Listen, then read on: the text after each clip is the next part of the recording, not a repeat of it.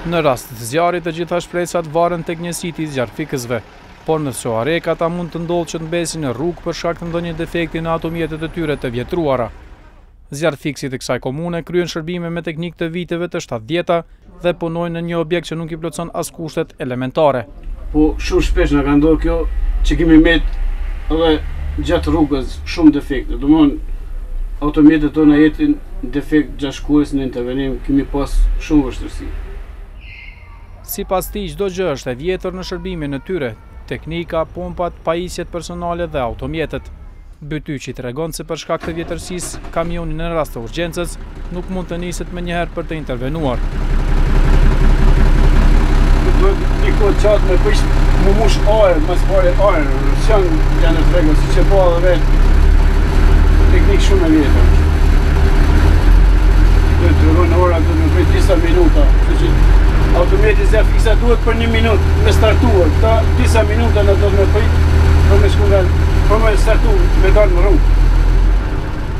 Vedbih Krasniqi, shefi zjarfikësve dhe shpëtimit në komunën e SOAREK-ës, thot se teknikën e kanë marrë donacion. Është një teknik e stërvjetruar, që mund të them që është një teknik e viteve 70-ta. Është një donacion të cila ne ka ardhur prej shteteve të perëndimit.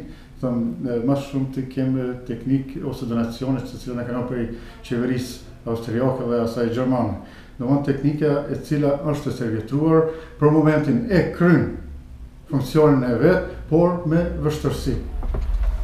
Veç në bazë gazet, nëse e kupton, dihet shpejtësia e tij. Edhe në gjatë Ramadanit, drejtori i shërbimeve komunale në SOAREK e di se gjendja e zjarfikësve nuk është e kënaqshme, por thotë se nuk kanë pasur mundësi buxhetore të bëhet më shumë. Dhe sipas tij, një gjë e tillë nuk do të bëhet së shpejti. Realisht për neve ka qenë gjithmonë shqetësim kjo, ajo që them që komuna megjithatë ka vështirësi sa i përket mjeteve.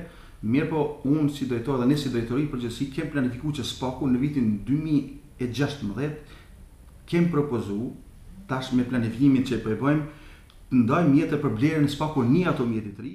Përveç mjeteve, edhe objekti i zjarfikësve në komunën e SOAREK-ës është në gjendje të keqe. Po dhe objekti ku qëndrojmë, ku jemi të stacionuar për momentin, nuk i plotson kushtet të cilat janë të paraparë për një shërbim të tillë.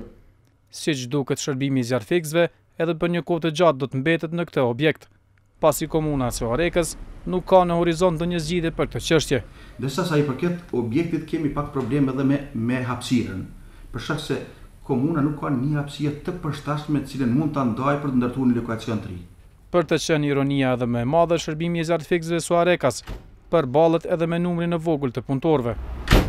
Në vështirësitë më të mëdha që na paraqet për realizimin e detyrave tona për shkak jemi dhe të dedikuar, është numri i vogël i punëtorëve.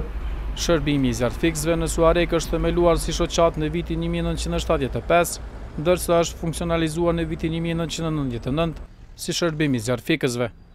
Ky shërbim ka 7 kamion dhe 16 punëtorë aktiv. Vitin e kaluar shërbimi i zjarfikësve të SOAREK-ës, sipas shefit të tyre, ka pasur mbi 150 intervenime.